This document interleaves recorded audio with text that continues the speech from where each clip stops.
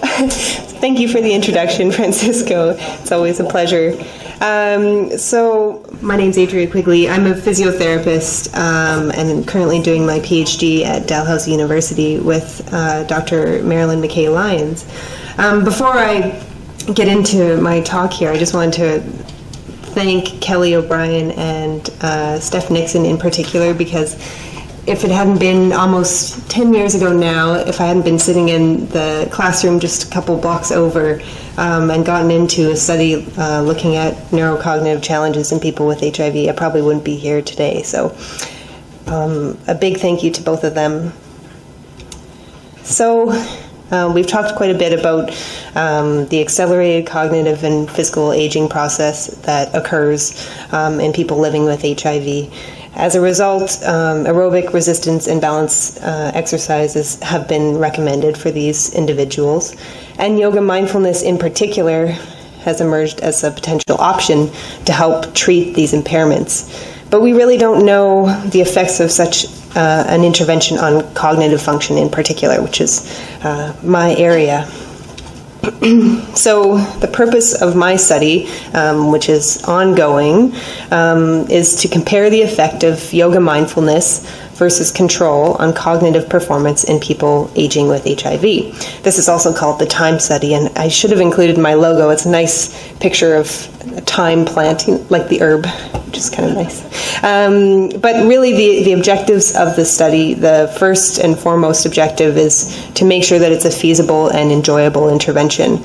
So that's our main objective. And then also to look at trends in the data when we're looking at yoga mindfulness intervention, and we're looking at outcomes such as cognition, balance, walking speed, mental health, medication adherence, physical activity, and quality of life.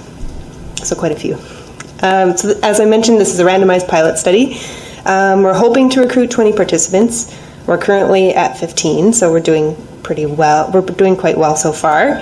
Pretty happy with that.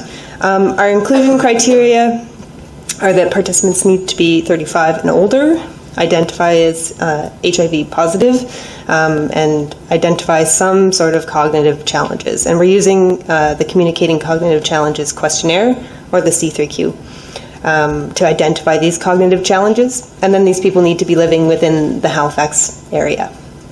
Exclusion criteria are that they can't have participated in a yoga intervention in the past 6 months, and they can't have any contraindications to exercise. So this is my poster that took me way too long to create because I'm not very creative, so I had to get some help in that department. Just a quick overview of what the study looks like. So we screen participants typically over the phone to make sure that they meet our inclusion criteria. They come in for their first assessment at week 0, and we do an assessment of their cognition, their balance. We do a quality of life questionnaire, medication adherence, mental health questionnaires, and then we assess their walking speed and physical activity levels, and then all of those important feasibility measures as well. And then participants are randomized to the yoga mindfulness intervention or the control group. And the yoga mindfulness group participate in yoga sessions 3 times a week for an hour each for 12 weeks. The control group continue on with their regular exercise routine, which has turned out to be quite difficult to keep them doing their regular exercise routine, but that's an ongoing challenge that I'll get to. And then we repeat their assessment at 12 weeks. Oh, and I should mention, at that 12-week mark, the participants in the yoga mindfulness group complete a post-participation questionnaire, which is where we're getting a lot of our feasibility outcomes from. So we have quite a few measures. We're using the BCAM, or the Brief Cognitive Ability Measure, which is a computerized cognitive assessment. It has 9 cognitive tests and behavioral questions, so some self-reported questions about cognitive performance as well. We're using the Community Balance and Mobility Scale, which is developed for people with traumatic brain injury, but it has been used in community dwelling older adults and quite a few other populations, so it's being carried over. We're also using the Simplified Medication Adherence Questionnaire, the Hospital Anxiety and Depression Scale, the MOS HIV, the RAPA, which Kelly has used in her CBR study. And then we're also using activity trackers, which have been the bane of my existence, and also our all-important feasibility measures. So where are we now? So we've recruited 15 participants. 2 have dropped out from the yoga mindfulness intervention. 11 have completed the study, 5 of which are in the yoga mindfulness group, and 6 are in the control group, and 2 are currently in progress. So just looking at our participant characteristics, 11 of those 15 are male, or identify as male, 3 identify as female, and 1 identifies as two-spirited. The mean age is 56, with quite a large range there in age. Mostly Caucasian participants. Some identify as First Nations or other ethnicities. And that's definitely an area where we'd like to keep recruiting people who identify as having different ethnicities. Mean years living with HIV is 23. Most of our participants are taking antiretroviral medications. We do have 1 elite controller in the group. 14 have an undetectable viral load and 1 is unknown. CD4 count, 558, give or take. And then this is kind of interesting to me down here at the bottom. We asked about the number of other comorbidities that the participants are living with, and most are identifying close to 2 other comorbidities other than HIV. So as far as adherence to the program goes, we've done really well on that part. So we've got 85% adherence, which is pretty remarkable, considering that some of the participants, when they were initially assessed, said, I don't think I'm going to be able to do this. And then I had one participant say, there's no way I'm going to be able to do this program, it's just not possible. And he came to every single session. So it goes to show that sometimes people can really surprise you. That same participant said, I enjoyed the group experience with Adria's instruction, because I teach the yoga classes. Participant 11 said, my interest in activities, hobbies, and getting out has increased greatly. Participant 6 said, particularly after classes, I experience a heightened sense of well-being. And participant 10 said, it was nice to reconnect to a sense of centeredness. I'm definitely less stressed after doing yoga sessions, even the next day.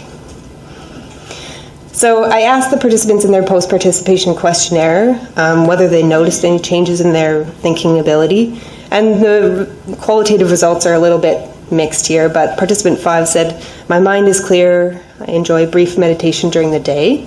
Participant 11 says, remembering pills, getting up earlier, remembering to pick up stuff at the store was a little bit easier. And participant 10 said they weren't really aware of any.